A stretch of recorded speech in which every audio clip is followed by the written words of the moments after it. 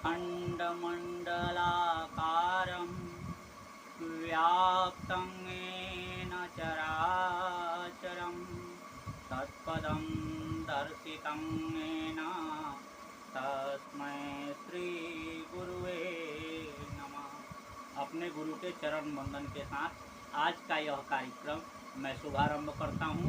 मैं सुनील भारद्वाज, भास्कर योगफल ज्योतिष केंद्र यूट्यूब चैनल के माध्यम से आज हम लोग बात करने वाले हैं ग्रह, राशि और भाव काम कैसे करते हैं। मैंने कल कहा था किसी कारणवश कल वीडियो नहीं बन सका। पिछले 3 वीडियो से मैं राशियों के कारकत्व, ग्रहों के कारकत्व और भावों के कारकत्वों पे लगातार चर्चा करते आया हूँ। आज का जो मेरा विषय है वो ये है कि मैं उनको इस पत्रिका पे लगा करके किस कदर से फल कथन निकाला जाता है ये मैं आप लोगों को समझाऊं। तो और विलंब नहीं करते हुए सीधे मुद्दे पे चलते हैं। मान लीजिए कि ये आपकी किसी लग्न की पत्रिका है। मान लीजिए मिथुन लग्न की पत्रिका है। लग्न के बारे में सबसे पहला विचार आप ये जान लीजिए कि अगर लग्नेश लग्न में ही विद्यमान है, मान लीजिए बुध लग्न में ही विद्यमान है, तो ऐसे व्यक्ति स्वतंत्र विचारों वाले होते हैं। ऐसे व्यक्ति अपनी मर्जी की करना चाहते हैं और करते भी ऐसा है। तो सबसे पहली बात तो आप ये समझ गए। अब चूंकि यहाँ बुध बैठे हैं और बुध की ही राशि है और बुध को बुद्धि का मालिक कहा गया है, तो निश्चित बात ये है कि ये आदमी बुद्धि से बहुत तीक्ष्ण होगा, बहुत होशियार होगा। अपना काम कैसे बन जाए इसकी समझ इस आदमी को पूरी होगी। क्विक डिसीजन लेना जानता होगा। मैंने आपको एट्रीब्यूट्स पढ़ाए थे। मेष अगर काल पुरुष की कुंडली बनाए तो यहाँ राशि हो जाएगी 1 नंबर। तो 1 नंबर के एट्रीब्यूट्स क्या हैं? क्विक डिसीजन लेने वाला। तो किसी भी समस्या में फंसेगा, क्विक डिसीजन लेगा। चलिए अब आगे बढ़ते। मान लीजिए यहाँ 2 नंबर लिखा हुआ है। 1 नंबर से ही मैंने बनाया। यहाँ 2 लिख दिया, यहाँ 3 लिख दिया, यहाँ 4 लिख दिया, यहाँ 5, ये 6, ये 7, ये 8, ये 9, ये 10, ये 11 और ये 12। ये मैंने बना दिया आपके सम्मुख। अब मान लीजिए कि बृहस्पति यहाँ आकर के बैठ गए। बृहस्पति यहाँ आकर के बैठ गए तो ये क्या इंडिकेशन दे रहे हैं? सबसे पहले तो इंडिकेशन ये दे रहे हैं कि भाग्य भाव का स्वामी धन भाव में आकर के बैठ गया, यानी इस व्यक्ति के भाग्य में धन अवश्य होगा। यहाँ हम लोगों को एक बात और समझनी है जो मुझे बताना है, आप लोग इसको ध्यान से समझें। पाप ग्रह, शुभ ग्रह आपको बतलाए गए हैं और पाप ग्रह शुभ ग्रह से फर्क क्या पड़ता है।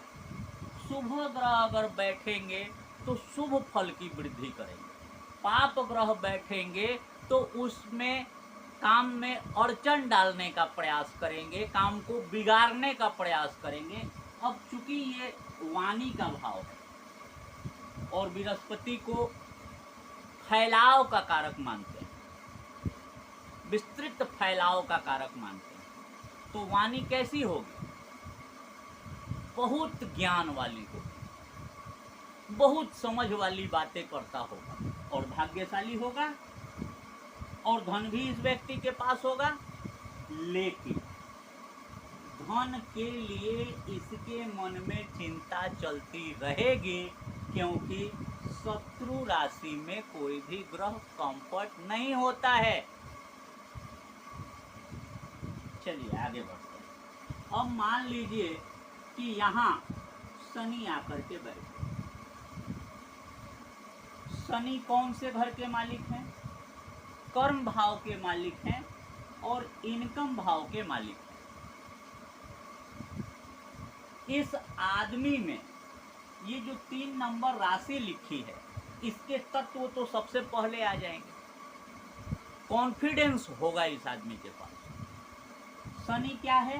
कर्म कारक ग्रह है, तो कर्म करने की भी जागृति इच्छा इसके मन में होगी।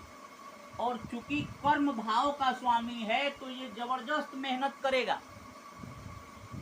बैल की तरह खटेगा, बैल की तरह मेहनत करेगा और उस मेहनत से आय भी क्रिएट करेगा, लेकिन अपने आप को कंफर्ट महसूस नहीं करेगा। अपने आप को कंफर्ट महसूस नहीं करेगा। अब आ जाइए यहाँ, यहाँ चंद्रमा आकर के बैठ गया, या मान लीजिए यहाँ भी शनि आकर के बैठ गया। यहाँ शनि नहीं है ऐसा मान लीजिए, हम तो उदाहरण कुंडली बना रहे हैं तो कहीं भी बैठा सकते हैं। तो यहाँ शनि बैठे हुए हैं।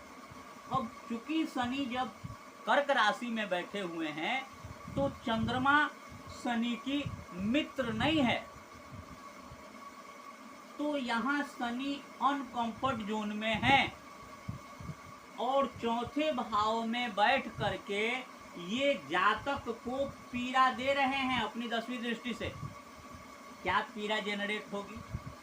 तो ऐसा व्यक्ति अपने घर के प्रेशर से परेशान रहेगा, घर के बाहर रहेगा, खुश रहेगा। जैसे ही घर में आएगा टेंशन का माहौल शुरू, घर की जिम्मेदारियों का माहौल शुरू। आप समझ पा रहे हैं मैं किस तरह से लगा रहा हूँ, किस तरह से आपको बता रहा हूँ। 1-2 बार आप प्रयास करेंगे, प्रैक्टिस करेंगे, आप भी बड़ी सरलता से, बड़ी सहजता से इसको समझिए। अब मान लीजिए यहाँ मंगल, सिंह राशि क्या है? तो सिंह राशि को नेतृत्व की क्षमता वाला बताया गया। अब इसमें नेतृत्व की क्षमता है और यहाँ बैठ गया मंगल, खेल कूद का भाव है ये 5वां। ऐसा व्यक्ति एथलीट होगा, खिलाड़ी होगा, साहस से, पराक्रम से कीर्ति स्थापित करेगा, नाम यश पाएगा। यहाँ आ गए राहु, मान के चलिए। अब छठा भाव क्या है? छठा भाव रोग है, रिपु है, ऋण है, डेली रूटीन है, सेवा है।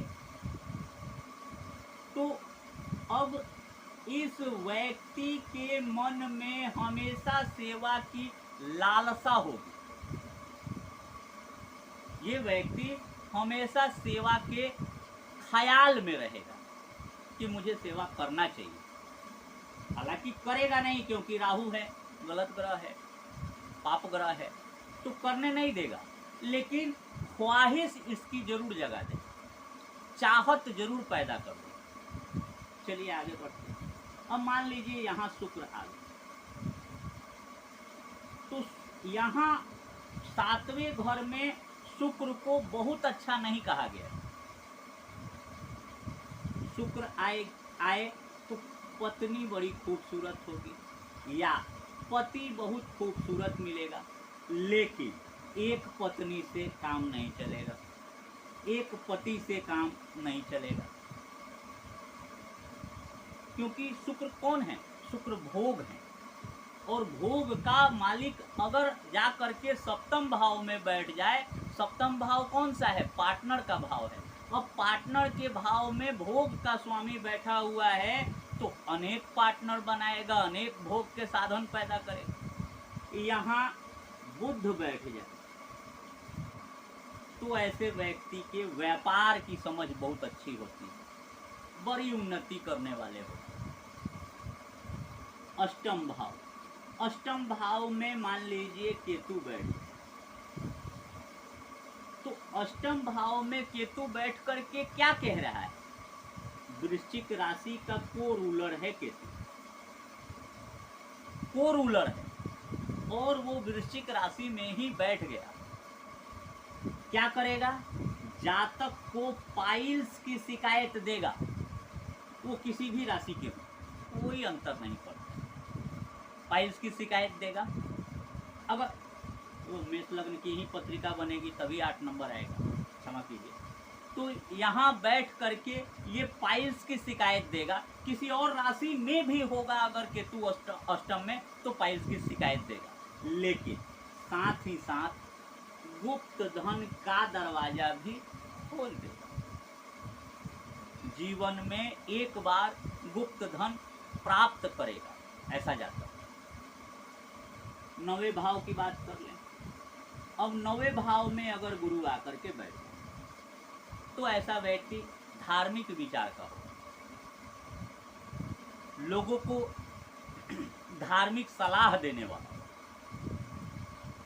लोगों में ज्ञान बांटता फिरेगा। अगर 9 नंबर की राशि यानी धनु राशि यहाँ हुई और गुरु यहाँ बैठे होंगे तो अपने ज्ञान का अहंकार भी रखेगा, अपनी बात के आगे किसी की बात नहीं सुनेगा। अब मान लीजिए 10वें स्थान में केतु जाकर के बैठे, तो केतु 10वें स्थान में बैठ करके क्या कह रहा है? केतु कह रहा है, केतु क्या है? रूट है। केतु क्या है? जड़ है। तो ये कह रहा है कि अपने कर्म को किसी भी क्षेत्र के जड़ से जोड़ो, जड़ को पकड़ो।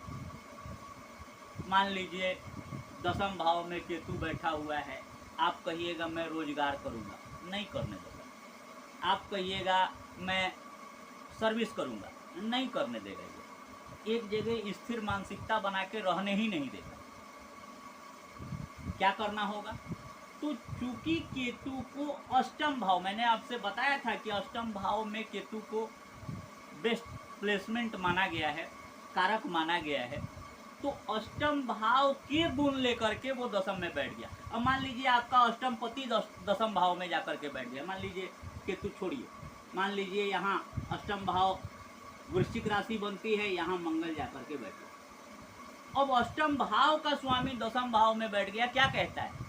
अष्टम भाव का स्वामी 10वें भाव में बैठ करके ये कहता है कि आपको अष्टम से जुड़े हुए काम करने चाहिए, आपको किसी भी विभाग में डीप रिसर्चर होना चाहिए, आपको गुप्त ज्ञान, गुप्त विधाओं के तरफ जाना चाहिए, किसी भी विधा के जड़ में जाना चाहिए, किसी भी आर्ट के, किसी भी कला के जड़ में जाना चाहिए, और तब जाकर के उसका फैलाव कीजिएगा। तो ये मंगल आपको वहाँ सपोर्ट करेगा या केतु आपको सपोर्ट करेगा। आप ज्योतिष हो सकते हैं, आप सर्जन हो सकते हैं, आप जो हैं डीप रिसर्चर हो सकते हैं, आप तांत्रिक हो सकते हैं, आप मंत्र वगैरह की साधना करने वाले हो सकते हैं। तो ये आपका कर्म दर्शा रहा है और ये आपके अष्टम भाव के कर्म को यहाँ प्लेस्ट करने बोल रहा है। तो अब मान लीजिए यहाँ एकादश भाव है, यहाँ जो है बुध आकर के बैठ गया या सूर्य आकर के बैठ गया।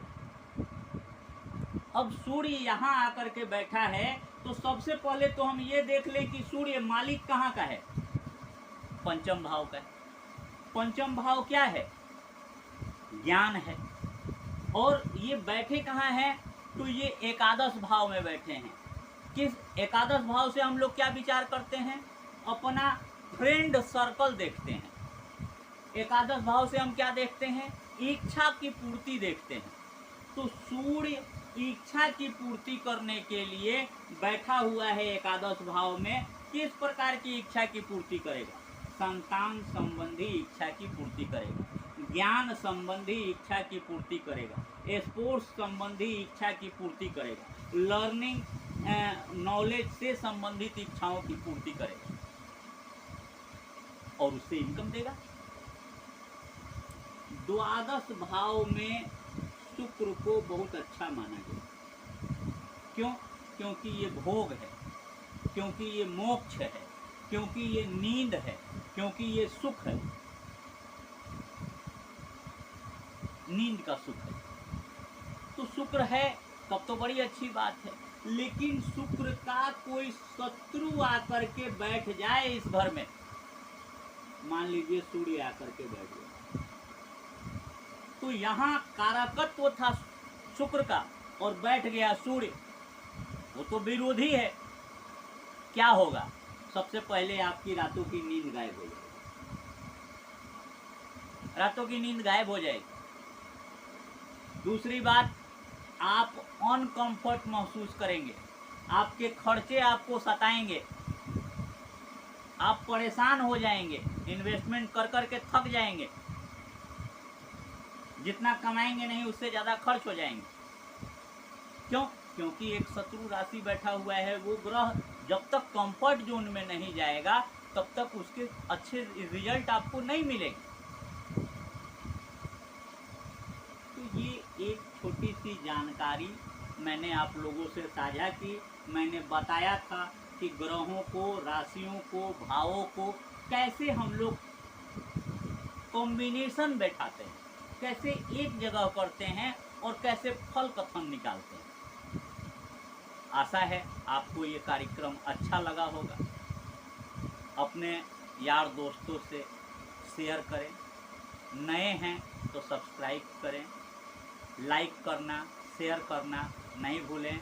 इस ऐसी ही रोचक वीडियो के साथ फिर मैं आपके सामने उपस्थित हूँगा। तब तक के लिए मेरा नमस्कार।